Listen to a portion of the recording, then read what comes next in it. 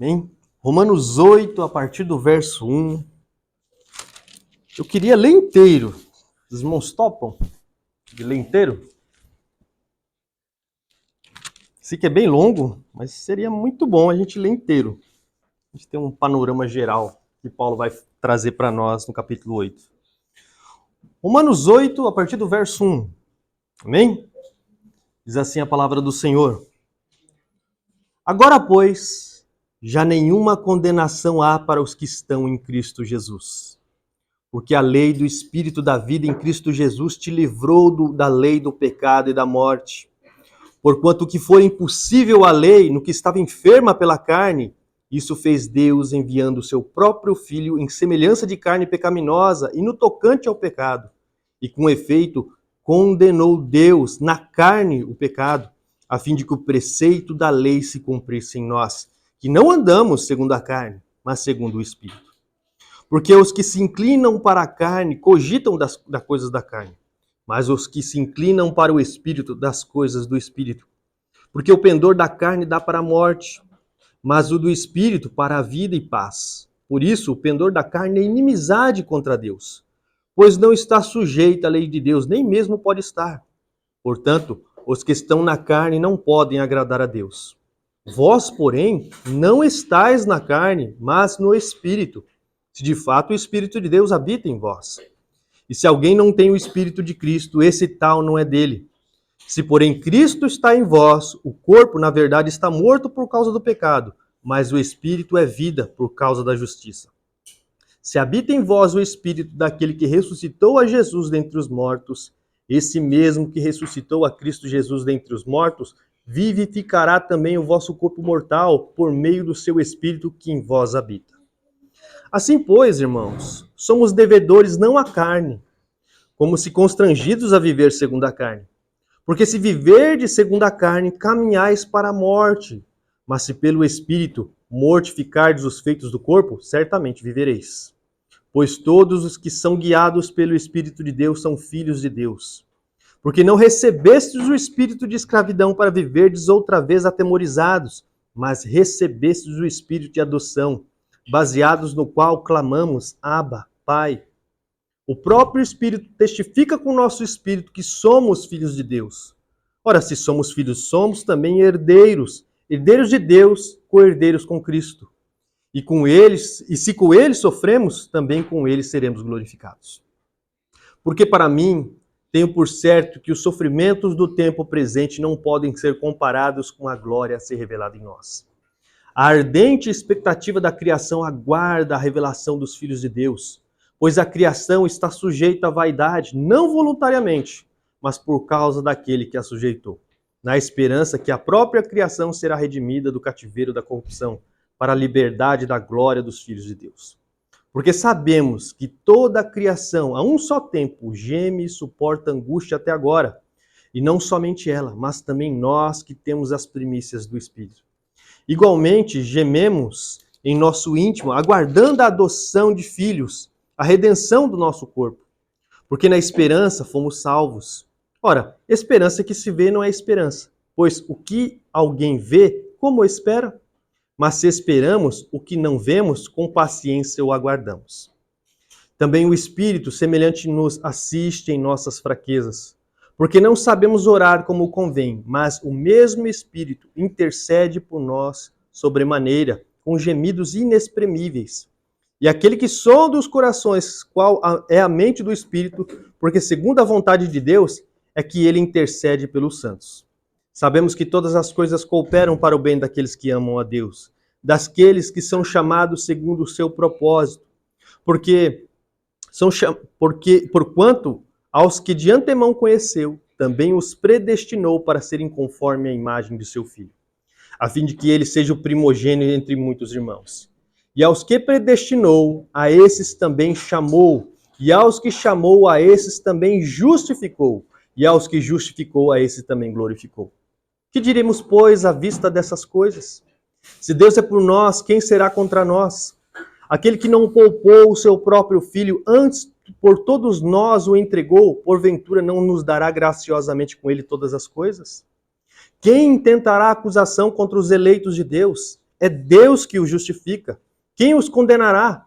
É Cristo Jesus quem morreu, ou antes quem ressuscitou, o qual está à direita de Deus e também intercede por nós. Quem nos separará do amor de Cristo? Será a tribulação, ou a angústia, ou a perseguição, a fome, ou a nudez, ou o perigo, a espada? Como está escrito, por amor de ti somos entregues à morte o dia todo. Fomos considerados como ovelhas para o matadouro. Em todas estas coisas, porém, somos mais que vencedores por meio daquele que nos amou. Porque eu estou bem certo de que nem a morte, nem a vida, nem os anjos, nem os principados, nem as coisas do presente, nem do porvir, nem os poderes, nem a altura, nem a profundidade, nem qualquer outra criatura poderá separar-nos do amor de Deus que está em Cristo Jesus, nosso Senhor. E a igreja diz: Amém. Oremos. Pai Santo, Pai bendito, graças damos ao Pai pelo Teu Santo Espírito derramado em nossos corações, ao qual abriu nossos olhos, ó Pai, por Santo Evangelho, para que a gente possa contemplar as belezas, ó Pai, do que Tu fizestes por nós através do Teu Filho Jesus. Senhor, derrama da Tua graça sobre o coração de cada um aqui, Senhor.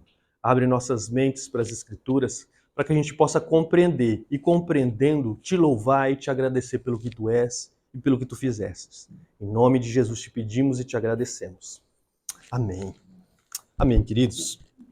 Hoje nós entramos no capítulo 8. Né? Por que eu quis ler, né, Romanos 8 inteirinho?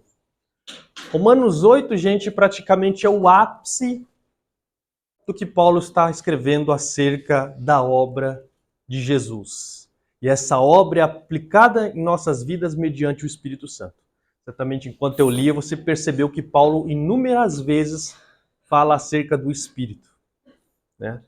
E o Espírito veio sobre nós, né? Nos faz nascer de novo, faz andar segundo Ele, segundo Deus. Né? E ali, você viu ali a questão ali da adoção, nós vamos passar por essas questões também. E principalmente a questão de que a gente não pode ser separado daquele que nos chamou, daquele que nos justificou, daquele que nos predestinou. Ou seja, Deus, quando Ele nos chamou, nós entramos em aliança com Ele e nós se tornamos herdeiros dele, porque Ele nos adotou como filho. Então, é maravilhoso Romanos 8, a gente vai se demorar bastante em Romanos 8. Né? Como eu falei, é o ápice praticamente, né, ali da obra de Cristo. Ali, né? Até agora, certamente você tem visto no livro de Romanos que Paulo está trazendo muita doutrina. Né? Logo, logo a gente vai entrar na prática. Todas as cartas de Paulo começam com doutrina. Né? Depois o Paulo passa para a prática, né? Como nós devemos viver. Vocês devem viver assim porque por causa disso. Né? Paulo faz aquele indicativo, aí depois tem as implicações disso. E isso vai se manifestar na prática. Tanto que eu já falei para vocês alguma vez que se você não tiver uma boa teologia, uma boa doutrina, né, você não vai ter uma prática correta. Eu sempre falo, sem uma ortodoxia, você não tem uma ortopraxia. Não tem uma prática correta. Por isso que é importante conhecer, né, teologia. Então a gente aí entra em Romanos 8, a partir do verso 1 a 4. Vamos recapitular um pouquinho o que a gente viu no capítulo anterior, né? Paulo falou para nós, no capítulo anterior, capítulo 7, o propósito da lei e por que Deus teve que tirar a gente debaixo da lei. Vocês lembram? Nós estávamos casados com a lei, nós tínhamos uma aliança matrimonial com a lei. E essa aliança, ela só se dissolvia com o quê? Quem lembra? Com a morte. Né? Então essa aliança só se dissolve com a morte. Dos versos 1 a 6 aprendemos que estamos casados com a lei e esse relacionamento só pode ser dissolvido com a morte. Né? E a gente viu que a gente teve que ser desatado da lei, porque a lei só nos prejudicava. Né? Tanto que eu dá aquele exemplo, né, da mulher estabanada, né, aquele marido perfeito, ele quer tudo certinho, a mulher não faz nada como o marido quer, e ela vive no inferno, né, porque o marido só acusa e acusa justamente. Né? Só que ela olha para outro, e esse outro é Jesus Cristo. Só que ela não poderia ser ligada a outro homem enquanto o atual marido não estivesse vivo. Né? E Deus traz aquele plano de matar-nos, né? A gente morre unido a Cristo e ressuscita para se unir a Ele. Então é maravilhoso. E depois a gente entrou naquela parte difícil de Romanos, se vocês lembram, né? E ali a parte ali de Paulo, ali, se era Paulo ou não. E a gente adotou aquela linha de interpretação que Paulo está falando ali de uma pessoa que está num processo de conversão. Né? A gente viu ali que ele teve convicção de pecado, ele se despertou para a lei, né? E depois ele olhou para os seus membros, viu que ele não era capaz de cumprir conforme a lei exigia, né? Mesmo sabendo o ideal na mente. Né? E Paulo, no verso 24, vocês lembram, ele brada, né? Miserável homem que sou. Por que miserável? Porque eu vejo nos meus membros que eu não consigo fazer o que eu quero, né? Que eu estou sobre esse corpo de morte. Né? Quem me livrará? Aí Paulo dá aquele prelúdio, né? Que ele vai falar no capítulo 8, né? Graças a Deus por Jesus Cristo, nosso Senhor. E o capítulo 8, né? 8:1 começa nessa questão que nenhuma condenação há para aqueles que estão em Cristo Jesus. E eu coloquei o tema aí da nossa mensagem de hoje. Salvação que vem do alto. Né? Romanos do verso 1 a 4. E para tratar disso aí, quem já leu a Divina Comédia? Ninguém leu a Divina Comédia? É um dos maiores clássicos do medievo. Né? Eu lendo a Divina Comédia novamente, né? E eu vi um diálogo ali que vai nos ser útil. O que acontece? Dante, ele estava perdido na selva escura, e um dos grandes poetas da antiguidade, Virgílio, aquele que escreveu a Eneida, vai de encontro a ele. Né? E conclama ele, chama ele para uma viagem, para passar nos 9 círculos do inferno, né? Depois subir a montanha do purgatório e, por fim, finalmente chegar ao céu. Né? E Dante, ele se empolga. Não, vamos e tal. Depois ele para assim, olha, eu creio que essa viagem, né, não vai ser boa para mim. Porque eu não sou Enéas, eu não sou o Paulo, né? Eu temo. E Dante é assaltado pelo medo. E Virgílio, para encorajá-lo, ele vai falar por que ele está ali. Né? Ele vai falar que a beata Beatriz, amada de Dante, desceu do céu até o inferno e conclamou Virgílio a guiar Dante nessa viagem. Né? E ela tem um diálogo muito interessante que vai ser muito útil para a introdução de hoje. Beatriz desce do inferno, desce do céu para o inferno e chama Virgílio. Ela fala bem assim, olha, preste bem atenção. Eu trouxe no texto em prosa que é melhor para entender. Ó sombra de Mântua, alma de completa cortesia, cuja fama sobrevive na terra e ainda mais crescerá através de todas as eras, enquanto o mundo durar. Um amigo meu, que tem a sorte como sua inimiga, encontra obstáculos em seu caminho deserto e, ferido pelo terror, não consegue ir além. E ele está tão perdido que eu temo ter me levantado tarde demais para ajudar por tudo o que ouvi dizer sobre ele no céu. Vá com seu discurso persuasivo e o convença, e com toda a ajuda necessária, seja seu guardião, e que ao tocá-lo eu possa ser consolada. Saiba, é Beatriz que está te chamando agora. Eu venho de onde mais desejo voltar. Minha vinda e meu apelo são regidos pelo amor. Quando eu estiver novamente diante do meu Senhor, junto a ele, intercederei por ti em teu louvor. E aqui ela se calou. Então eu respondi: ó Senhora da virtude, a única razão pela qual a raça humana supera todas as misérias abaixo do céu que gira no espaço mais estreito. Seguir teus comandos me agrada tão bem. E é inútil contestar, porque já está consumado. Seu maior desejo não é necessário repetir. Mas, diga-me, como não temes cair assim até essas profundezas, descendo da vasta região para onde logo precisas voltar? Porque você sonda as coisas tão profundamente? Ela respondeu. Prontamente responderei, pois vindo até aqui não passei por nenhum terror. Não fico mais decerto, amedrontada por tais coisas, pois este mal não tem poderes para me ferir. Não tenho, neste lugar, nada a temer. Deus, em sua grande generosidade, me tornou imune a todas essas misérias, e nenhuma das chamas desse fogo me incomoda. Né? Até aí. Interessante quando ela fala sobre essa questão, né? Que Deus colocou ela num estado, né? Ela morreu, ela foi para o céu. Então, nenhum mal mais pode assustá-la, pode prejudicá-la, pode, né, destruí-la, porque Deus colocou ela num estado onde essas coisas não há mais o que temer. A mesma coisa acontece com aqueles que estão em Cristo. Deus nos dá graça, Deus nos dá justificação, Deus nos torna seus filhos. Se vocês lembrarem do texto que a gente leu, né, aquele que crê no Filho tem a vida eterna. Porém, aquele que não crê no Filho, ele permanece o quê? A ira de Deus sobre ele. Né? Por nós sermos filhos de Deus, o juízo não está mais sobre nós. Nós não precisamos mais temer o mundo, as coisas, né? Por mais que elas nos aflijam. Tanto que Jesus fala, não temeis quem mata o corpo. Antes temei aquele que pode não só matar o corpo, mas fazer a alma padecer no inferno. Né?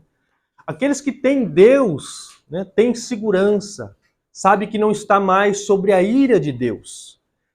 Foi colocado num estado em que a ira, ou com a justa ira, não pode mais alcançá-lo, como aconteceu aqui com Beatriz, né, na Divina Comédia. No verso 1, Paulo faz uma declaração. Qual declaração é? Não há condenação. Certo? No verso 2, ele dá razão porque não há mais condenação. No verso 3, Paulo aborda como Deus nos livra da lei do pecado e da morte. E no verso 4, ele diz com que propósito Deus fez todas essas coisas. A gente vai passar por esses 4 versículos, né? Tem bastante coisa aí para a gente aprender hoje. Verdade central para vocês lembrarem, né? O que foi impossível fazer mediante a lei, por estarmos na carne, ou seja, ser salvos, né, por ela, Deus o fez mediante o seu Filho. Ele nos livra da danação eterna e nos capacita por meio do Espírito a viver segundo os seus preceitos. Então, isso é o que a gente vai aprender hoje. Essa é a verdade central de hoje. O que foi impossível a lei fazer, o que foi impossível a lei fazer? Nos salvar. Né? A lei não conseguiu nos salvar, mas Deus, aí entra o contraste, Deus fez por intermédio do seu Filho. Ele nos salvou por intermédio do seu Filho. Né? E nos capacita, mediante o Espírito Santo, para a gente viver segundo as suas ordens, segundo as suas leis daqui para frente. Né? É o que a gente tem falado, uma nova vida. Primeiro ponto, livres da perdição eterna. Diz aí, no verso 1, leia comigo. Agora, pois, já nenhuma condenação há para os que estão em Cristo Jesus. O agora, pois, ou o portanto, né, em algumas traduções de vocês, aponta para a conclusão de um argumento. E a gente viu sobre essa questão que Paulo falou da nossa impotência de se salvar. A gente é incapaz de salvar a si mesmo, vocês lembram? E não porque a lei seja ruim, né? É porque o problema está em outro local. O problema está em nós. A enfermidade está nos nossos membros. Só que aí, Paulo, o que Paulo faz aqui? Paulo traz a lume novamente o único meio, o único remédio que pode nos ajudar, né? Nos salvar, que é o nosso Senhor Jesus Cristo. E a palavra condenação aqui, gente, no latim, a tradução dela ficou, acho que até melhor, que é danação. Ou seja, é que aqui está se referindo à perdição eterna, danação externa, o juízo eterno de Deus. Então, em latim ficou melhor, né? Danations, de onde vem a nossa palavra danação. Ou seja, o juízo eterno de Deus no inferno. É disso que Deus nos livrou. Portanto, podemos traduzir a passagem deste modo. Agora, pois, já nenhuma danação há para os que estão em Cristo Jesus. E aqui a gente fala sobre essa questão da ira de Deus. Vocês lembram do verso 18 do capítulo 1? A ira de Deus se revela do céu contra toda impiedade e perversão dos homens que detêm a verdade pela injustiça. A ira de Deus se revela do céu contra os pecadores, contra os ímpios, que têm detido a verdade de Deus em justiça. Eles sabem que Deus existe, mas eles ainda distorcem. Eles foram criados para viver para Deus, mas eles vivem para si. Né? Por isso que Deus se enfurece, por isso que Deus brada do céu, o meu juízo virá sobre todos vocês. E nós temos visto ao longo de Romanos a nossa incapacidade de se salvar por si mesmo. Nós vimos lá no capítulo 2 sobre a questão até da pessoa ser moralmente correta. Né? Ela não, por mais que ela seja uma pessoa boa durante a vida, isso não livrará ela do juízo de Deus. Nós vimos também sobre a questão ali do povo de Israel, pensando que eram salvos porque tinham uma lei, tinham a circuncisão, faziam parte do povo, eram filhos de Abraão, descendentes de Abraão. E o juízo, eles também não iriam escapar do juízo de Deus. Tanto que Paulo resume tudo no capítulo 3, né? Todos pecaram e estão destituídos da glória de Deus. Todos merecem o juízo de Deus. Então, por mais que as pessoas se esforcem por meio do moralismo, por meio da lei, tentem galgar, subir uma montanha, né, de moralidade mediante a lei, a ira de Deus ainda os alcançará mesmo no monte mais alto. Eu pensando nisso, eu lembrei do Gênesis, do dilúvio, né? E tem uma imagem aqui do Gustavo Doré, né? O seu esforço o levou até a montanha mais alta, a fim de se livrar do juízo, mas mesmo ali, você não estará salvo da justa ira de Deus. Então, por mais que você suba no mais alto monte, pensando que o juízo de Deus não te alcançará, ali ele te alcançará, né? No Gênesis, as pessoas subiram no monte mais alto. Mesmo assim, as águas subiram e subiram tanto que acometeu todos um justo juízo de Deus. Só estavam livres quem? Ali no dilúvio. Aqueles que obedeceram à ordem de Deus. Aqueles que usaram o meio, o veículo pelo qual se preservaria a vida. Noé fez aquela arca, não fez? E só aqueles que estavam nela foram salvos, foram poupados do juízo. Todos aqueles que estavam fora, por mais que tentavam subir o mais alto monte, não conseguiram fugir da ira de Deus. A ira de Deus os alcançou. E aqui a gente aponta, a arca aponta para quem? Você sabe, né? Querendo ou não, né? Você sabe para quem ela aponta, né? Para o nosso Senhor Jesus Cristo. Por isso que fala, só há um meio, só há um veículo para ser salvo. Deus determinou um meio só para ser salvo. E quando a gente não obedece a Deus, a gente quer viver segundo a nossa vontade, desobedecendo a Deus, o juízo está sobre nós. Por isso que fala, aquele que crê no Filho tem a vida eterna, mas aquele que permanece rebelde contra o Filho, sobre ele permanece a ira de Deus.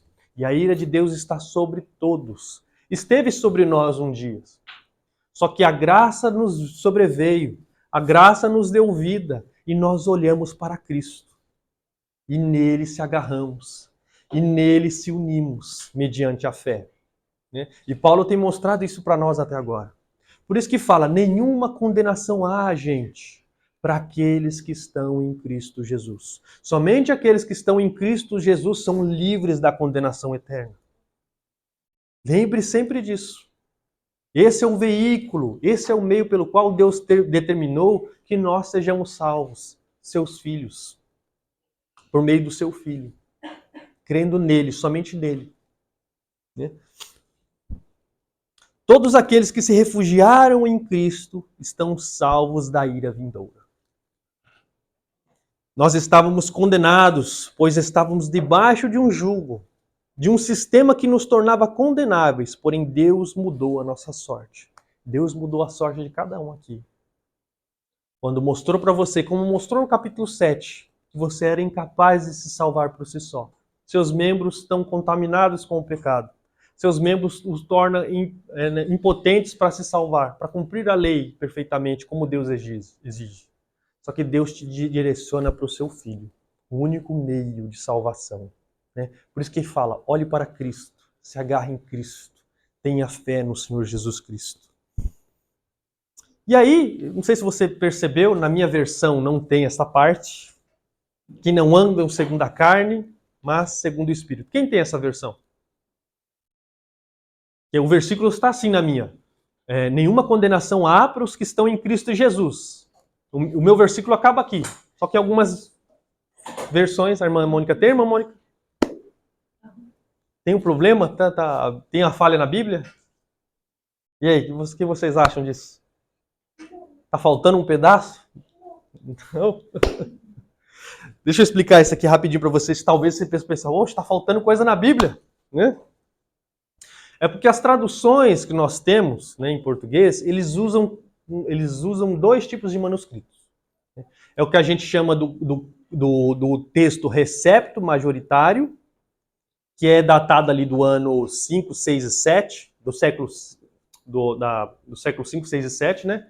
E o texto crítico, que é um texto mais antigo, né, que falta algumas partezinhas, né, que aí é datado lá do século terceiro, segundo, terceiro e quarto, né? Aí tem as versões que usam, né, o texto crítico, a Almeida Revista Atualizada, que eu estou usando aqui, a NVI, a NTLH. O texto da irmã Mônica deve ser a Almeida Revista e Corrigida? Não? Corrigida Fiel. Então, é a segunda, tá ali, né?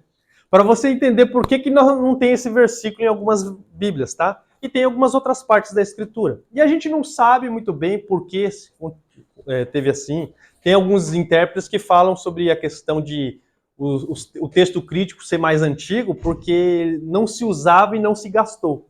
Por isso que se preservou esses textos. E os que os eram bons eram copiados, né? Copiados, gastos e copiados e tal, por aí vai. E se preservou a parte que tinha os textos mesmo.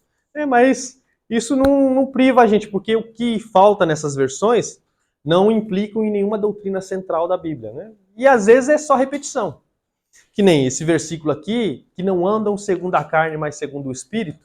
Você vê no verso 4, ele vai falar que não andam segundo a carne, mas segundo o Espírito. Por aí vai. Né?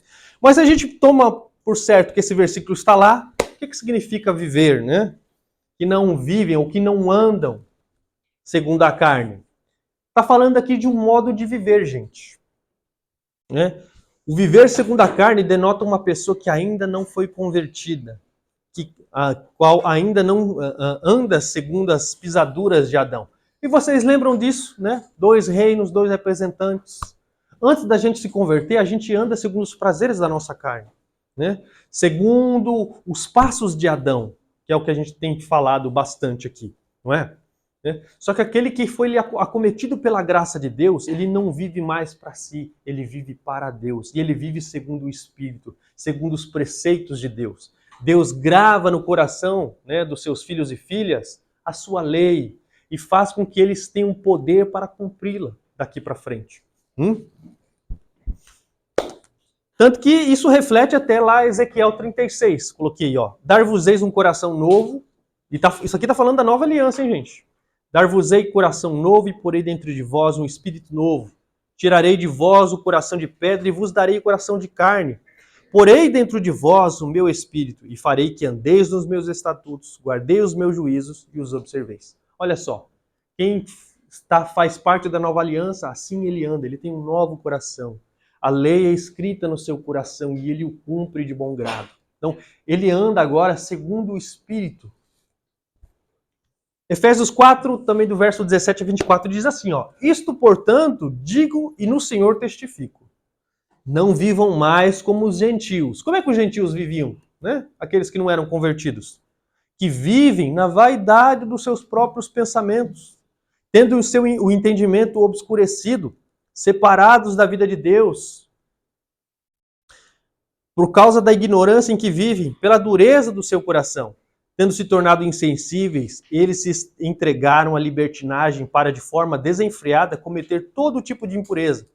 Mas não foi assim que vocês aprenderam de Cristo, se é que de fato ouviram falar dele e nele foram instruídos, segundo a verdade em Jesus.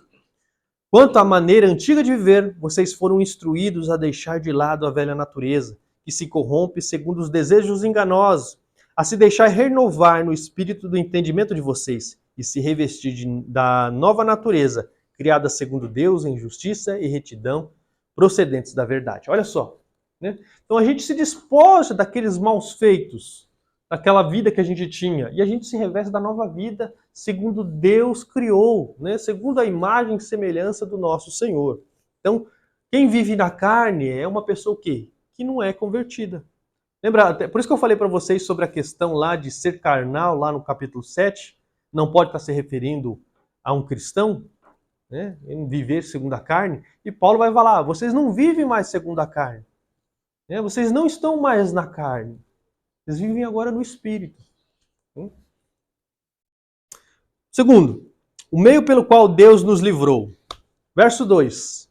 Porque a lei do Espírito da vida em Cristo Jesus te livrou da lei do pecado e da morte.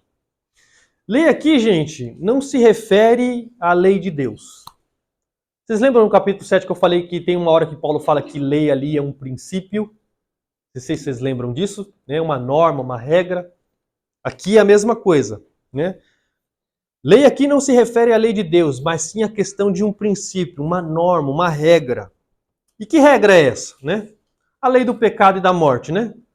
Deus ele estabeleceu uma norma, uma regra, que diz o quê? Aquele que pecar, o que vai acontecer com ele? Ele vai morrer, ele vai ser condenado, não é? Então isso é uma norma, isso é uma regra, isso é um princípio. E toda vez que aquela pessoa pecar, o que ela merece? Morte e condenação. Esse é o ponto, né? Então isso é um princípio que Deus estabeleceu. Deus estabeleceu uma regra, uma norma, que diz o seguinte: a alma que pecar morrerá, pois o salário do pecado é a morte. Quem quebra a lei será condenado à morte física, espiritual e eterna, e sofrerá no inferno por toda a eternidade.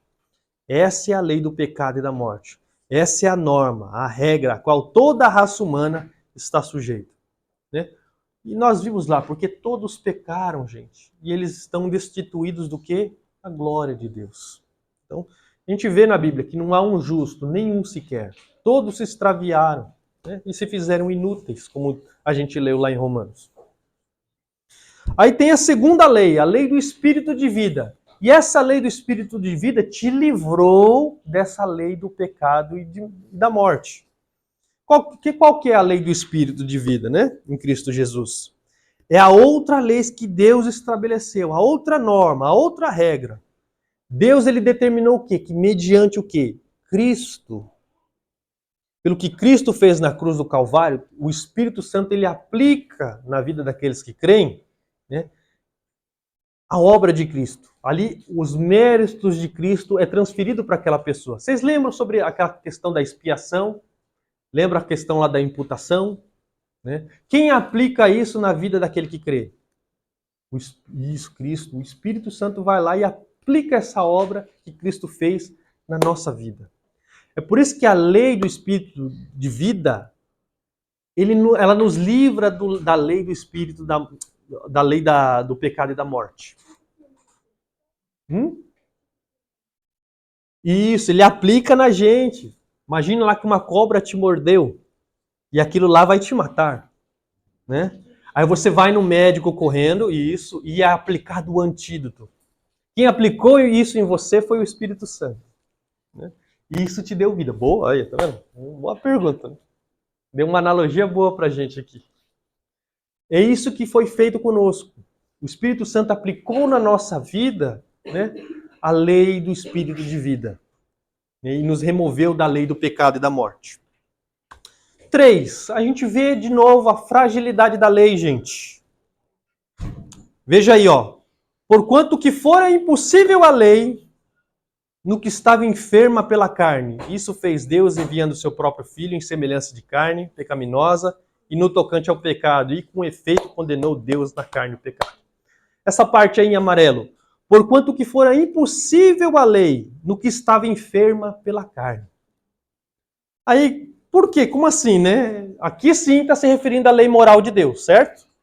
Só que ele está falando aqui que a lei está doente, a lei está enferma. Como assim? A lei está enferma? A lei está doente?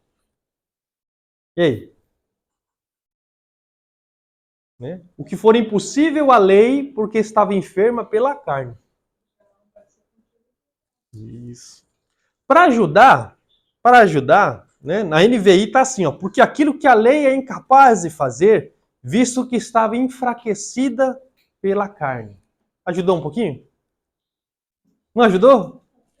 Então eu elaborei uma ilustração para vocês entenderem essa questão, né? Quando eu estava no Brasil, quando era pequeno ainda, tinha a idade de vocês, né, pequenininho, eu vi meu avô fazer um poço lá em casa.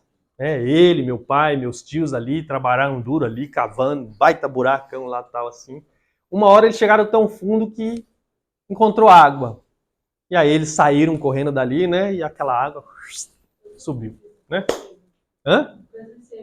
Presenciou. Olha, o Chau tem experiência nessa questão. Imagine agora, gente, que alguém foi lá na sua perna. Já assistiram o Chapolin? Estão... Lembra daquele episódio lá que eles estão presos lá, ele tá com uma baita bola, ele tá na prisão, né? Ele tem que levar aquela bola de ferro nas mãos, assim, para andar, coisa pesada e tal, e tá preso no pé. Imagine que alguém fez isso com você, né? Te prendeu com uma bola de ferro. E esse peso é tão grande que uma hora, do nada, ela escorregou e te puxou, ela te tragou para dentro de um poço que estava seco, que estava vazio, né? Você se machucou muito ali, se desmaiou até. Na hora você acorda e olha ao seu redor e vê que o poço estava seco, só que aquele impacto daquela bola de ferro bateu no chão e foi mais fundo e fez brotar água. Aí, o que aconteceu? A água vai subir. E você tem que sair dali, senão você vai acabar morrendo, porque a bola de ferro te traga para baixo. Certo? E você vê uma corda do nada, né? E você vai tentar subir essa corda. Só que por causa do seu peso, a corda não aguenta. Ela te traga para baixo. A corda é frágil por causa do peso que está sobre o seu corpo. Por isso que você não pode se salvar a si mesmo. E a água está subindo. E você tem que sair dali. Tem aquela corda ali, a lei. Só que a lei, ela é fraca para te salvar. A lei, ela não te aguenta, porque o seu corpo está pisado. Dá para entender agora a fragilidade da lei? Eu lembrei até de um sermão de Jonathan Eder, ele fala assim, ó, vossas iniquidades vos fazem pesados como chumbos, pendentes para baixo, pressionados em direção ao inferno pelo próprio peso. Assim aconteceu conosco. Nosso pecado nos afunda. Né? A lei está ali, a lei é como aquela corda, só que a gente vai tentar subir por ela, ela é frágil, ela não aguenta o nosso peso, ela vai arrebentar. Então por isso que a salvação vem de fora, vem de alguém que desce naquele poço, nos une a ele, nos amarra a ele e puxa para cima. Isso foi o que o nosso Senhor fez. Como Deus nos livrou? Até coloquei essa imagem aqui, ó. O bombeiro resgatando uma criança que caiu num poço. Porque ela não podia ser salva por si própria, pela sua própria força. Teve que vir outra pessoa. E foi o que Cristo fez. A lei era impotente para nos salvar, gente. Só que o nosso Senhor veio, desceu aqui, nos uniu a Ele e nos levou consigo. Né? Foi lá e cortou aquela bola de ferro, aquele pecado que nos prendia, que nos tragava para baixo. Nos amarrou a Ele e subiu. Foi isso que Jesus fez. Por isso que fala, ó, por quanto que for impossível a lei no que estava enferma pela carne, isso fez Deus, enviando o seu próprio Filho em semelhança de carne pecaminosa e no tocante ao pecado, e com efeito condenou Deus na carne o pecado. Paulo revela cinco expressões aqui do que Deus fez. Né? Nós vamos ver assim. Primeiro, Deus enviou o seu próprio Filho. Deus fez isso por nós, gente. E aqui dá a entender que o Filho desfrutava de comunhão com o Pai. E o Pai sacrificou o seu próprio Filho, enviou o seu próprio Filho por amor a nós. O que diz lá em João 3,16? Deus amou o mundo de tal maneira que deu o seu Filho unigênito para que todo aquele que crê não pereça, mas tenha a vida eterna. Então Deus, ele entrega o seu próprio Filho por nós, por amor a nós. Isso que Deus fez por nós, gente. Foi um feito de Deus. Portanto, expressa o amor sacrificial do Pai ao enviar o seu próprio Filho. Segundo, o envio implica encarnação, que está expresso nas palavras em semelhança de carne pecaminosa. Jesus veio em carne, aqui aponta para a encarnação do Senhor. Vocês lembram por que Jesus teve que vir em carne? Vocês lembram disso? Não lembra? Porque foi um homem que pecou, não foi? Então o homem que tem que pagar.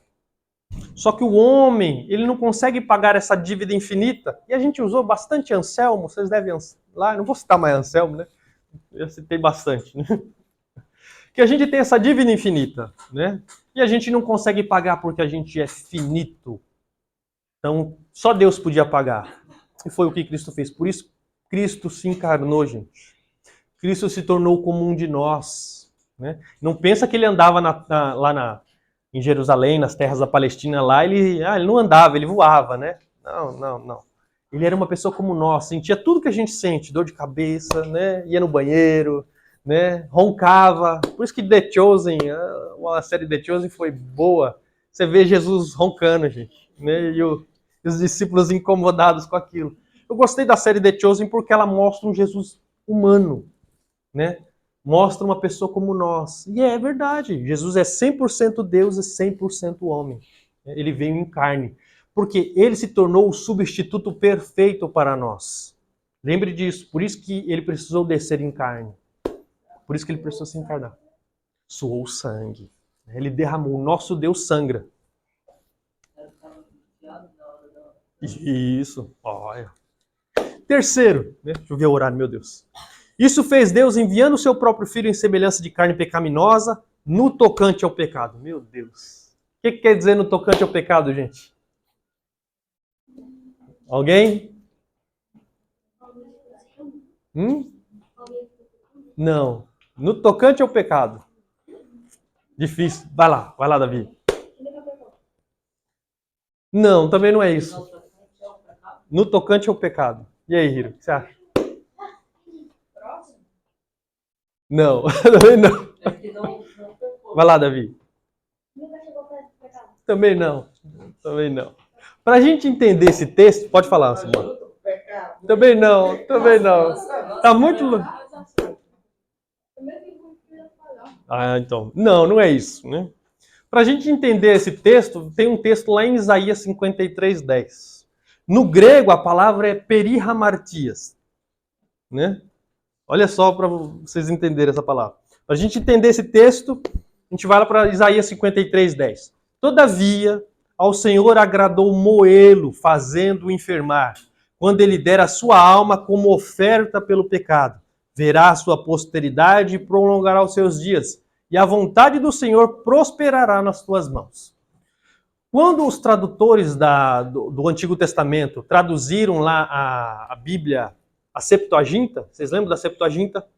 Que é a tradução do Antigo Testamento para o grego. Né? Os tradutores, quando traduziram Isaías 53:10, que palavra você acha que eles usaram no grego para escrever como oferta pelo pecado? Perihamartias. Isso. Quando os tradutores da Septuaginta traduziram Isaías 53:10, a palavra como oferta pelo pecado se tornou perihamartias, ou no tocante ao pecado. É a mesma palavra que está o que Paulo diz aqui, né? No tocante ao pecado, perihamartias. Então, os tradutores da Septuaginta nos ajudam a entender o que Paulo quis dizer aqui.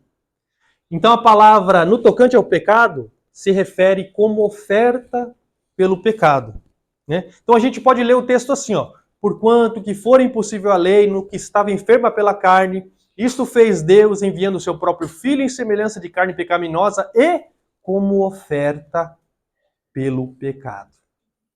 Então, isso que Paulo quis dizer aqui com no tocante ao pecado. Seria muito mais fácil se eles já tivessem colocado assim. E algumas traduções, se eu não me engano... Como é que tá a versão da irmã? Perdão. Tá, Diogo? O quê? É o verso 3.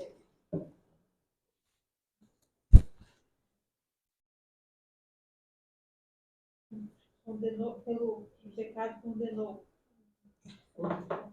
Portanto, o que era impossível à lei, visto como estava enferma pela carne, Deus enviando seu Filho em semelhança da carne do pecado, pelo pecado condenou o pecado na carne. Aí também parece que ele pulou. Mas esse é o texto. No tocante ao pecado, é isso, gente. Como oferta. Se eu não me engano, a Almeida Revista e Corrigida deve ter essa parte. Portanto, no tocante ao pecado, refere-se o quê? A expiação, gente. Deus fez de seu filho o sacrifício expiatório. Eu não sei se vocês lembram, quando eu falei sobre a dimensão do sacrifício de Cristo, que tem um horizontal e tem um vertical. O vertical, né, que é feito para Deus, é a questão lá da propiciação. Vocês lembram? Que apazigua a Deus. E a expiação é na linha horizontal, é para o povo, para as pessoas. Né? Então, como oferta pelo pecado, foi para que fosse feita expiação para nós, cancelar, pagar os nossos pecados. É isso que Cristo fez quando ele se sacrificou por nós. Deus a hora. Quarto, Deus condenou o pecado na carne, isto é, na humanidade de Jesus. Nós violamos a lei, gente. Portanto, pecamos, certo? O pecado ele deve ser julgado, ele deve ser condenado. E quando o nosso pecado foi colocado sobre os ombros de Jesus, Deus o condenou, Deus o puniu na carne de seu Filho. Por isso que fala, Deus condenou o pecado na carne de quem? Não na nossa, mas na de Cristo. É o que a gente lembra que a gente falou sobre a questão do sacrifício substitutivo, a morte vicária, a morte substitutiva do nosso mestre. Foi isso que ele fez. Quando ele recebeu o nosso pecado sobre ele, o Pai condenou e aplicou o juízo sobre o seu Filho. Deus condenou o pecado na carne, na humanidade de Jesus. E, finalizando, qual que é o propósito de Deus ter feito tudo isso, gente? De Deus ter enviado o seu Filho, dele ter encarnado, dele ter entregado Jesus como oferta pelo pecado e ter condenado o nosso pecado na sua carne. Com que finalidade Deus fez isso? O fim de que o fim de que o preceito da lei se cumprisse em nós, né? O requerimento, as justas exigências da lei foram transferidos, os preceitos da lei, as exigências foram colocadas em nós. A lei exigia condenação pelo pecado. Quem morreu pelo pecado? Jesus. Quem foi condenado? Jesus. Então a lei se fez valer. Lembra que eu falei que Deus, quando ele pune Jesus Cristo, ele vindica a sua justiça? Porque o pecado precisaria ser punido, não precisaria? Então Deus fez justiça quando ele mata o seu filho, quando ele aplica o juízo sobre o seu filho. Aí ele vindica. E nós falamos sobre essas questões também, que Jesus ele veio em carne, ele se tornou o nosso substituto. Ele cumpriu a lei, vocês lembram? Cumpriu toda a lei. E toda aquela justiça que ele adquiriu por toda a sua vida é acrescentada na nossa conta quando a gente crê nele. Então os preceitos da lei, as exigências da lei são plenamente cumpridas naqueles que estão unidos a Cristo. O pecado é punido e a justiça é creditada na conta daquele que crê. Essa é a finalidade pela qual Deus fez com que... o motivo pelo qual Deus enviou o seu próprio Filho. Para que as justas exigências da lei se cumprissem em nós, gente, aqueles que estão unidos ao Senhor Jesus Cristo. Essa é a obra do nosso Senhor por nós, queridos. Por esse motivo, de Deus ter nos trazido a nova aliança, nos dado o seu Espírito, imprimido em nosso coração as suas leis e nos capacitado a cumpri-las, que faz com que nós andemos agora no Espírito, segundo a carne. Segundo a carne? A gente anda segundo a carne? Né? Não andemos segundo a carne, mas segundo o Espírito. Deus fez toda essa obra e faz com que a gente ande agora segundo o Espírito, não mais segundo a carne. Todos nós ganhamos vidas, não ganhamos? Lembra aquela ilustração que eu dei certa vez? Uma pessoa quando entra no domínio da morte, ela vai passar a definhar, ela vai passar a se deteriorar, ela vai passar a feder. Não é? Esse é o quem está na carne. Ele está em deteriorização na sua moral, do seu ser. Só que Deus nos dá vida. Quando Ele nos dá vida, o que acontece? Essas coisas não nos afetam mais. Elas não predominam mais no nosso corpo. É certo que a gente vai cheirar mal, né? A gente trabalha um pouquinho, sou um tiquinho, né? Ainda mais nesse verão. Mas isso é uma coisa que não predomina no nosso corpo, né? Não é aquela carniça que é um cadáver. Porque Deus nos deu vida, gente. E a gente anda daqui para frente segundo os preceitos de Deus, não mais segundo a carne, não mais como o ímpio mais. Nós somos transformados, nós mortificamos a nossa carne mediante o poder do Espírito Santo. É o que a gente viu aí, né? O verbo andar refere-se ao estilo de vida, ou seja, os hábitos de viver e pensar que caracteriza uma pessoa, né? E a gente viu lá a questão de Gálatas, né? Eu vou me adiantar aqui porque o horário está avançado, gente. Aplicações, né? Muito bom, essa frasinha, ó. Lançate ogni esperança, voi que entrate. Olha, falei em línguas agora, né? Tá vendo? Os reformados também falam em língua. Só que diferente de muitos outros, eu vou dar a interpretação para vocês, né? Lançate ogni esperança, voi que entrate. Essa é uma das frases que está lá no portal lá do inferno na Divina Comédia. É uma das palavras. E o que significa? Lançai fora toda a esperança, vocês que entram. Lançai ogni esperança, voi que entrate. Isso reflete muito bem o que acontece com a pessoa, o que vai acontecer com a pessoa quando ela passar pelos portais e entrar no inferno. Né? Lance fora toda a esperança, porque aqui não há. Né? Para aqueles que entram lá, para aqueles que recebem o juízo de Deus. Não há mais esperança depois que você passa aqueles portões. Né? É isso que é a primeira aplicação para nós. Só existe salvação. A gente só está livre dessa sentença do juízo de Deus se nós estarmos em Cristo. Só existe salvação para aqueles que estão refugiados em Cristo. Em nosso tempo, gente, o diabo tem ganhado muita gente aí, tem modificado a mente das pessoas, que para você ir para o céu, basta você morrer. Já viu isso? Um monte de gente que é ímpio, nunca teve nada, morreu. Está descansando, está com Deus. Olha o que o diabo fez. Talvez esteja, mas ao lado contrário, né? Então, o diabo tem modificado. Lembre, só existe salvação para aqueles que se refugiaram em Cristo Jesus. Somente para aqueles que entraram naquela arca. Só assim o juízo de Deus não pôde alcançá-los. Então só há salvação, só estão livres da sentença, do juízo de Deus, aqueles que se refugiaram debaixo do manto de Cristo, da justiça de Cristo. Somente aqueles que estão em Cristo estão livres do alcance da ira de Deus. Se você não tem a Cristo, o que te aguarda após a morte é a danação eterna. Se você tem sua esperança em Cristo, saiba que por mais que esse mundo tente tirar a sua paz, você tem a paz com Deus e o amor de Cristo. Como Beatriz, esses males não podem mais me afligir.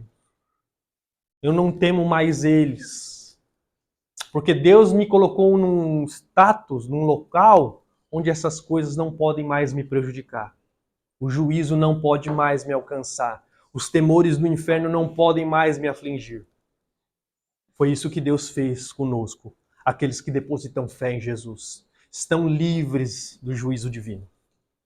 Você tem a Cristo? Você está em Cristo? Segundo, não é possível, mediante o nosso próprio esforço, se livrarmos da ira de Deus mediante a lei. A esperança se encontra somente pelo meio pelo qual Deus determinou, seu Filho. Então não adianta você tentar se salvar por suas próprias obras. A lei é frágil. A lei é aquela corda frágil que não aguenta o nosso peso de pecado. A salvação tem que vir de fora e ela vem mediante o resgatador que é Jesus Cristo. Por isso que eu falo, se una a Cristo. Para que você viva. E terceiro, gente, aqueles que estão em Cristo receberam o Espírito Santo. Portanto, ele não vive mais segundo a carne. Aí eu te pergunto, né? Em que a sua mente, o que tem dominado a sua mente? Seu coração? Né? Aonde os seus pés têm ido? Aonde você tem colocado suas mãos? Onde os seus olhos têm repousado? Eles têm vivido segundo o propósito pelo qual eles foram criados? Ou seja, para a glória de Deus? No que você tem meditado durante a semana? No que você tem repousado os seus olhos? Aonde você tem ido? Onde você tem tocado? Tudo isso está sendo feito para a glória de Deus porque você foi feito para a glória de Deus. Você não foi feito para si próprio. né? Tanto que eu coloquei até aí, ó. Se não, por que você insiste em se chamar de cristão? A quem você quer enganar? Quer fazer que nem Ananias e Safira?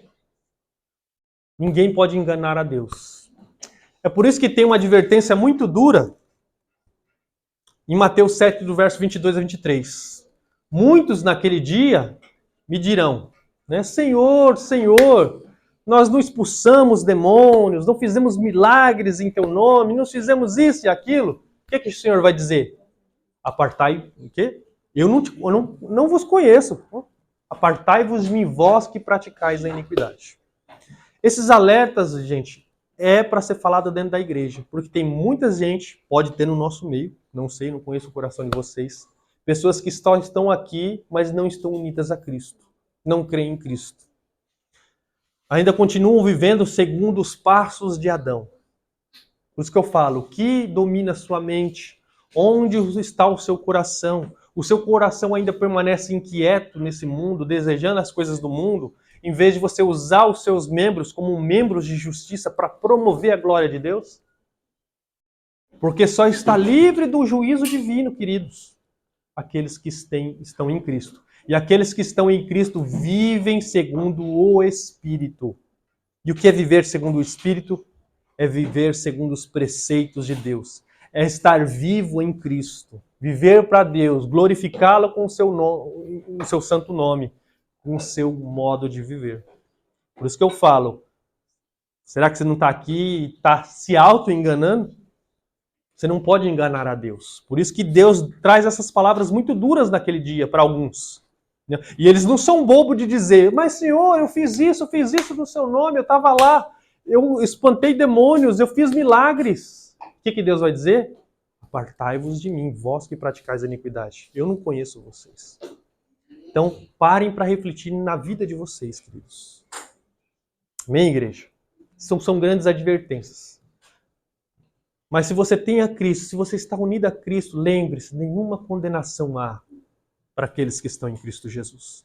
Nós podemos descansar nos méritos, nos feitos de Cristo, porque Ele é a nossa única justiça. Amém, igreja? Vamos orar? Irmão Riro, pode orar por nós?